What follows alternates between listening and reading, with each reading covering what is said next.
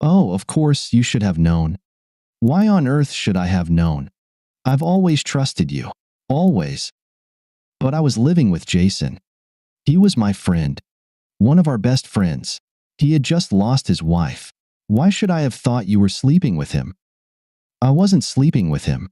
I was comforting him by having sex with him. He needed someone to care for him. He needed comfort. He needed physical contact to help with emotional healing. Then hold his hand.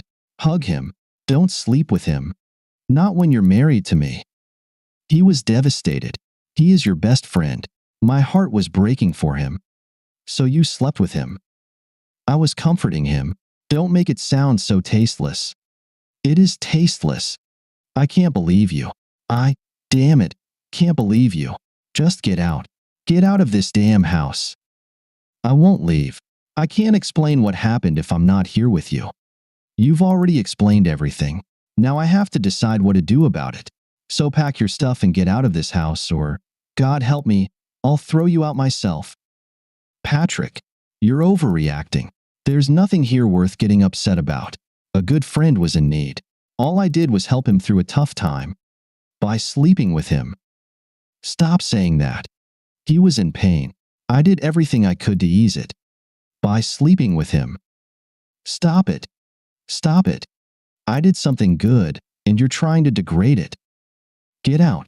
I'm going out to grab a bite, and when I come back in an hour, you better be gone. She didn't leave. I walked into our house from the garage, and she was sitting at the kitchen table. Have you satisfied your crazy ego enough? Are you ready to talk about this like an adult? I glared at her angrily and walked past, heading up the stairs to our bedroom. I saw that she hadn't made any effort to pack any bags or even gather her things. Fine. If she's not going to leave, then I will. I won't stay in the same house with her a minute longer than necessary. I pulled down 3 suitcases from the attic and started stuffing clothes into them. I tried to be quick, though not careful, so I was almost done when Marlon came after me. What are you doing, Patrick? Addressing me by my full name. She's been sleeping with our friend for 3 weeks, and I'm the one behaving badly. Incredible. What's unclear? Since you don't want to leave, I will. Please, don't go. We need to go through this together. I ignored her, stuffing the last pieces of clothing that would fit. I went to the master bathroom and quickly gathered my toiletries. Patrick, please. You're being ridiculous. Stop acting like a spoiled child. No one stole your toys. No, I growled. You gave that damn jerk much more than my damn toys. I love you, Patty. You know that.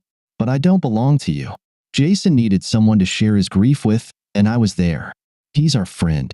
This doesn't mean anything for us, for our marriage. He will never be my friend again, and it means everything. It's the end of our marriage. I zipped up the last suitcase. I grabbed 2 suitcases and put them in the trunk of my car.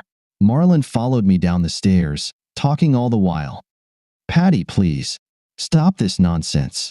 I see your pride is wounded, but it really was nothing. I was just helping a friend. He's one of your best friends. He was. Now he's dead to me. As dead as his late wife, Sarah. That stopped her for a moment. I had known Jason since we were 12, when his family moved next door to ours. He was my old friend and one of the 3 guys I usually counted on in any situation, but this betrayal ended everything. Please, slow down, Patty. Talk to me. Let me explain. She followed me into the office. I was packing up my desk, and she leaned against hers on the opposite wall. You've already made everything clear. There's nothing more to explain. He was sad. You slept with him. I'm leaving you. Please, Patty. Don't leave. Stay here. We always talked everything through. We're planning to expand our family. We have so much ahead of us. There's no need for this drama. Everything will be fine. You'll see. You love me, and I love you. My feelings for you haven't changed at all. I closed my backpack and looked her straight in the eyes. But my feelings for you have changed. Goodbye, Marlon. My lawyer will be in touch. She gasped as I walked out. A flood of calls and messages started as soon as I drove away from the house. I deleted everything from Marlon without reading or listening. I went to the gym to burn off some of the restless energy. It helped, but not enough. After showering and clearing my phone of Marlon's latest messages, I checked into a motel near work. I wasn't worried about unwelcome visitors. However, my phone kept buzzing, so a couple of hours later I finally blocked Marlon's number. My relief was short-lived. The calls from my parents and my sister started. Those conversations were brief. "What's going on, Patty?" Marlon called and said you left her. "Did she tell you why?" "No, just that you were upset. You know, every marriage has its rough patches, Patty. You need to stick together and work through them." "She slept with Jason for 3 weeks." "What?" "She slept with Jason for 3 weeks to help him get over his grief." "But that doesn't make any sense. Are you sure?" "She told me herself."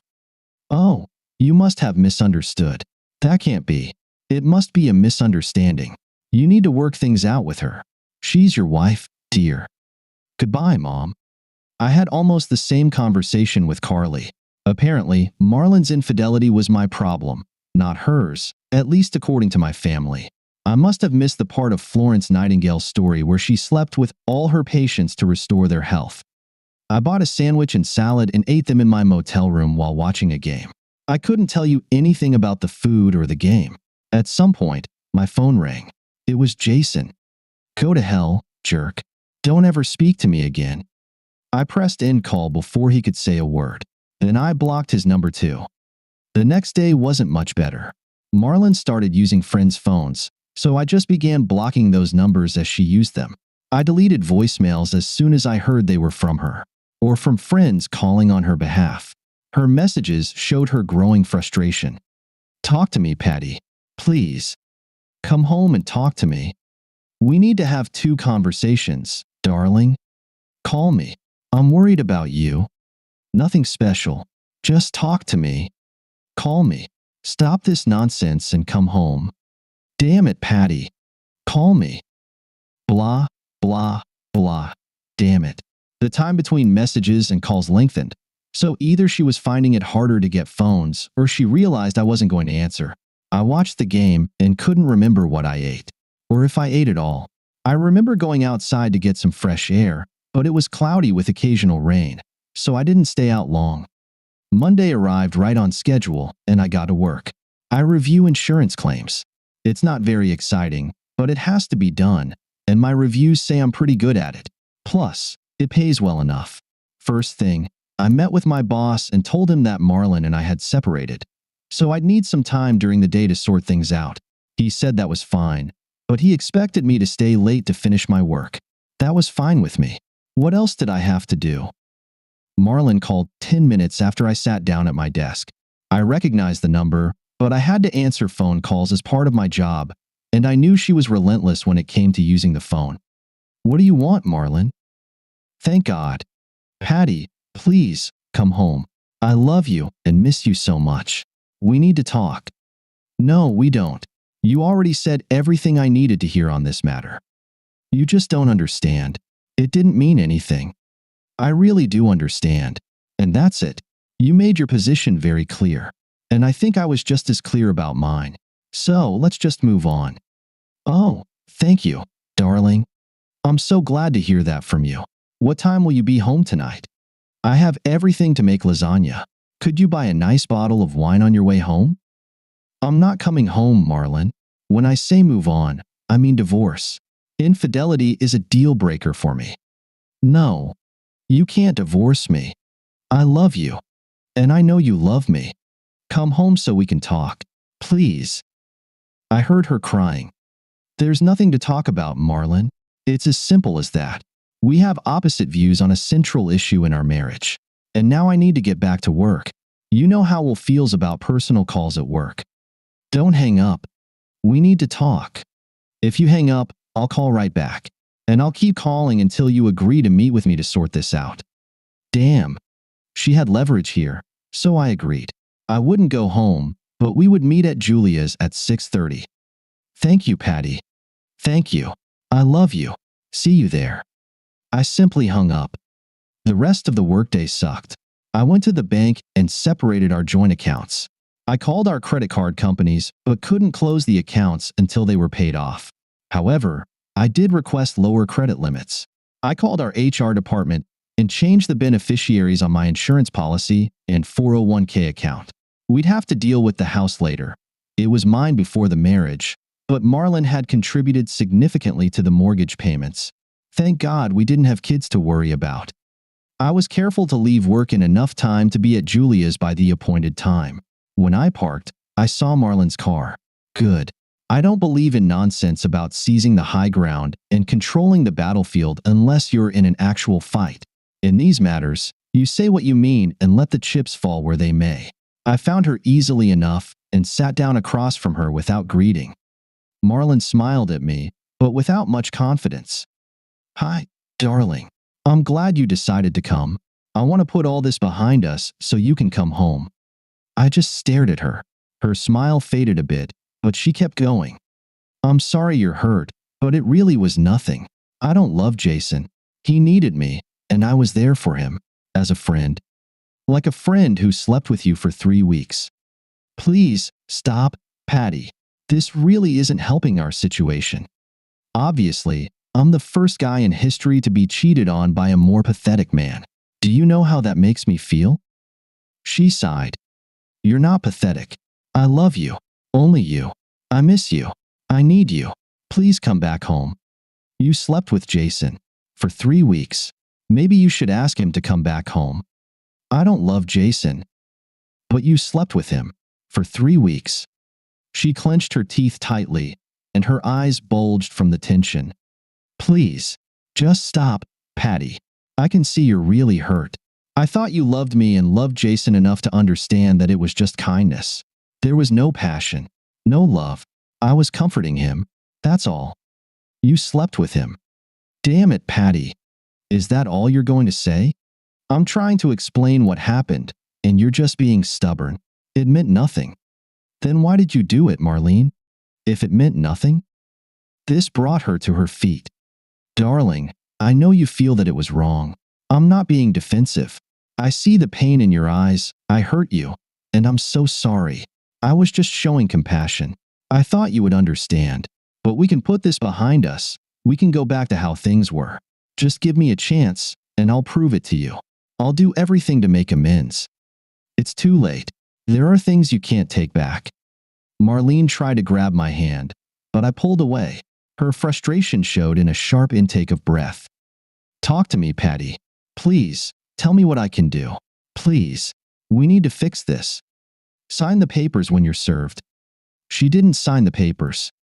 Instead, she filed a countersuit, contesting everything in my petition and adding a request for relationship counseling. I resisted, but the judge ruled in favor of counseling. So late Tuesday evening, I found myself sitting next to Marlene in front of Joanna DeMillo, MFD. What would you like to achieve during your time here, Patrick? I want to do whatever will speed up the divorce. So, you're not interested in saving your marriage? I don't have a marriage. She broke the terms, making them void. Now we just need to make it official. Marlene, I understand you have a different goal? Marlene was already crying. I just want this nightmare to end. I want Patty to come back home, where he belongs. I want my husband back in our house, back in our bed. I miss him so much. As I understand it, the issue is that you had sex with your friend for 3 weeks while he was mourning the loss of his wife. Is that correct? Yes. Patty and I went to the funeral, and I took some additional time off to help Jason around the house. Patty had to leave because he had to go to work. Jason was so lost, so depressed. I started by just holding him while he cried, but soon enough, he began clinging to me, then kissing me, then touching me. A couple of days later, we slept together. But it was just sex. I don't love him and never did. It was just kindness toward a good friend who was suffering deeply. And you didn't discuss this with Patrick? I did as soon as I got back from St. Louis. I told him what happened. And what reaction did you expect from him? I thought he would understand. Jason has been Patty's friend since they were kids. He saw how sad Jason was at the funeral. I thought Patty would understand that I was just helping Jason cope with his grief. Marlene sobbed and wiped her nose. It was just sex. It didn't mean anything. It seems Patrick sees it differently. Would you like to elaborate on your feelings, Patrick? Sex is supposed to be the one thing that's just between us and belongs only to us. It's how we know we're completely devoted to each other. But I told you, I don't love anyone else. From the day we met, my heart has always belonged only to you. Prove it. What do you mean, prove it? You know it's true. You know it. How do I know you love me? I tell you every day. Words are easy. Actions show the truth. I do 100 things for you with love every day. Like what? I cook you dinner. I kiss you all the time. I listen to what you say. I make love to you. You cook dinner for our friends and family. You kiss your parents and my parents. You listen to everything your sister says. And you slept with Jason. So, tell me, what do you do just for me? Don't be ridiculous. It's different with you. Is it? How do I know that? Our fidelity was the one thing that was just for us, meant only for each other. And you threw it away for Jason. Now, there's nothing that belongs only to us. That's not true. We have our love. I don't love Jason. I don't love anyone the way I love you. But you can't prove that to me. And the way you just casually dismissed our promises to each other shows that, in my heart, I can't trust you. So we're done. No. Stop saying that. You don't understand. I think we've gone as far as we can together for now, Joanna said gently but firmly. I would like to spend the rest of today's session alone with Patrick. Can you come back at 4 on Thursday, Marlene? That's our next session, and we will have an hour to work together then. Marlene left, sobbing. I felt very uncomfortable being alone with the therapist. Is there any way you can reconsider the divorce? No, that's quite definite.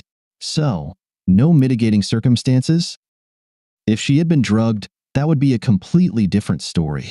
I would have given her everything I had and then killed the bastard who did it.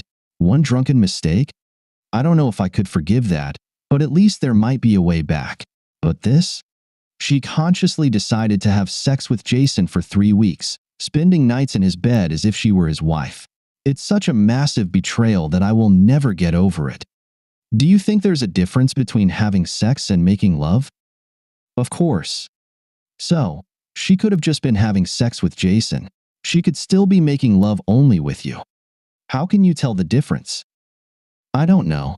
Can you tell the difference? I can't. I know my own feelings, but I don't know yours or anyone else's, except by what I see. I paused. Do you know how to determine how important commitments are to someone? Tell me. It all depends on what they're willing to sacrifice to keep them. Monogamy is really hard. Having one partner for 50 or 60 years, forsaking all others, is hard. There's boredom, misunderstandings, illnesses, moods, conflicts, and all sorts of other things that can tempt you. So, when you choose to sacrifice intimacy with everyone else in the world, you're showing how dedicated you are to your partner. I think that's how you know if someone loves you the way a partner should. They're willing to make huge sacrifices day after day to show you that they love you. When she made the decision to sleep with Jason, Marlene showed me that she wasn't willing to make that kind of sacrifice. And there's nothing she could sacrifice to make up for that. If I stayed married to her, I would have to defend myself every day against that kind of betrayal, and that's not the kind of marriage I want to be in. So, there's no chance? Not a single one. Do you believe that people can make mistakes? That one action doesn't define a person? Yes, but a mistake is a one-time slip, not a repeated action. There's no way back from this. Then I need to prepare Marlene for the divorce. There's no reason to waste time if you're not open to reconciliation. That was a pleasant surprise. So, I don't need to be here on Thursday? No, you don't. She's devastated, and your presence would just twist the knife. I understand your feelings and see how strong they are. But if you change your mind, I'd be happy to work with you again, either alone or with Marlene. Thank you, but I won't change my mind. I didn't change my mind. Marlene was inconsolable every time I saw her. I stopped attending meetings with our lawyers because she would start crying as soon as she saw me. I didn't like seeing her in pain, but I was hurting too. Rage consumed me for the first few weeks, but I also felt numb. When I got my own little apartment and settled into a new routine, coming home felt so exhausting that I stayed at work as late as I could. My work had never been so productive, and my colleagues were annoyed that my extensive documentation made them look worse. I really missed Marlene. Her absence was a constant, intuitive feeling, and I got used to the ache in my heart. I lay in bed, wondering if I had made the right choice. I missed her because I truly loved her so much. She was kind, generous, and smart, and she always made me laugh. She was playful and genuine in bed, but she made the choice to sleep with my best friend, and I just knew I could never fully trust her to protect my heart again. She didn't love me, at least not in the way I needed. Call me insecure, call me stubborn, but marriage should be a safe haven. It should dispel stress, not concentrate it. And knowing that she slept with Jason, fully aware of it, caused me immense stress. The year following our divorce was tough for me. Marlene may have been inconsolable, but I felt crushed too. I hardly went out, despite the efforts of friends and colleagues. I barely saw my family. They were so reluctant to condemn Marlene's actions that I could only handle them in small doses. And I'm not sure they didn't see Marlene more often than they saw me. So, I mostly stayed in my apartment, watched sports, and visited adult websites when the tension became too much to handle without release. I got a different kind of release when Jason tracked me down, I think to apologize.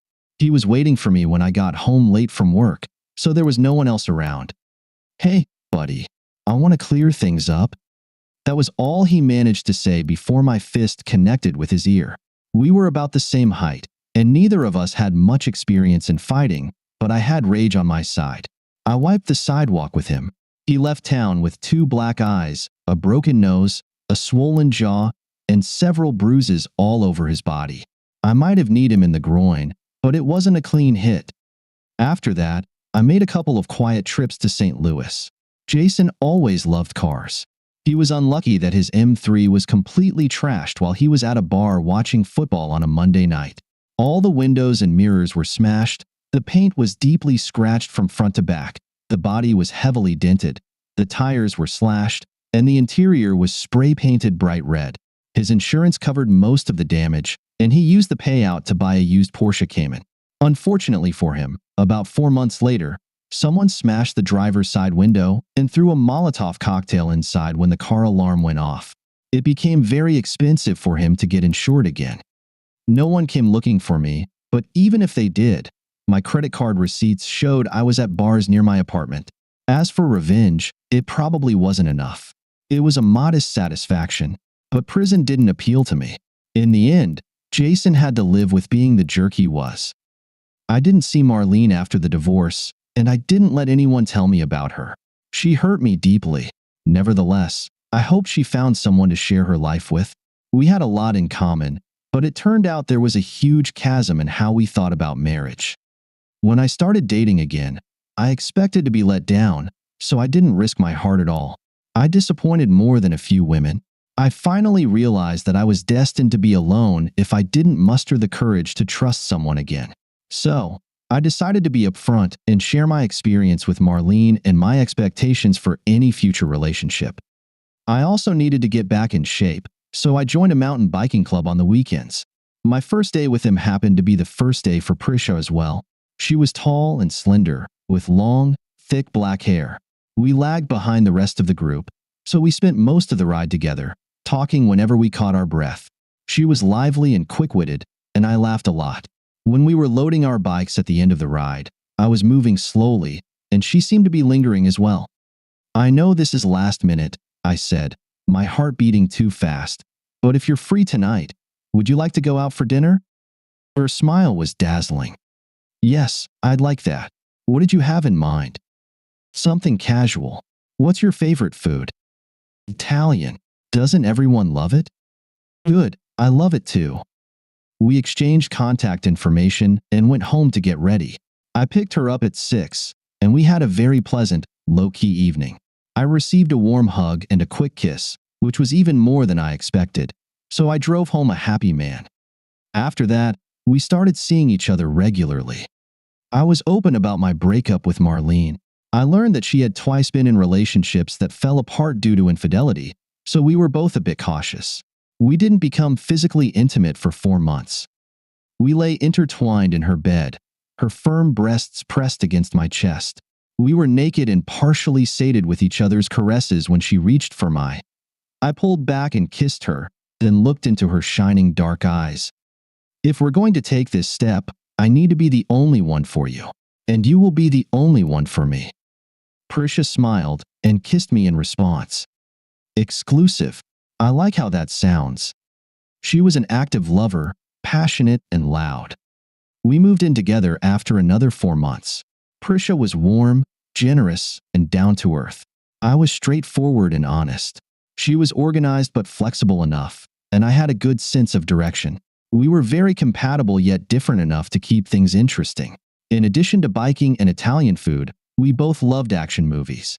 However, I didn't understand her passion for quilting, and my fascination with curling baffled her too. We both watched Dancing with the Stars, but I rooted for the athletes while she preferred the actresses. I worked hard to be clear about what I thought at every step. Prisha reciprocated. We never had any blow-ups. Disagreements were resolved long before they became issues. We became so close because we could trust each other completely. No secrets meant no barriers, and trust thrived. Sometimes, I found myself regretting that I hadn't communicated better when I was married to Marlene. One of my lingering regrets, Marlene may have doomed our marriage, but it was my fault too. I simply assumed we shared the same expectations about monogamy. She probably thought otherwise. We caught each other off guard, and I wonder if we could have avoided all that unpleasantness if we had talked about it beforehand. But we didn't, so we hurt each other, and both of us will have to live with that in the future. This experience, I believe, made me a much better partner for Prisha. It ultimately led us to the altar and to a completely fulfilling marriage. Our son Siddharth, we call him Sid, was born 3 years after we married, and almost 2 years later, our daughter Fiad followed. An Indian-Irish mix isn't common, so we're quite unique. And rule number 1 is that nothing can be more important than fidelity.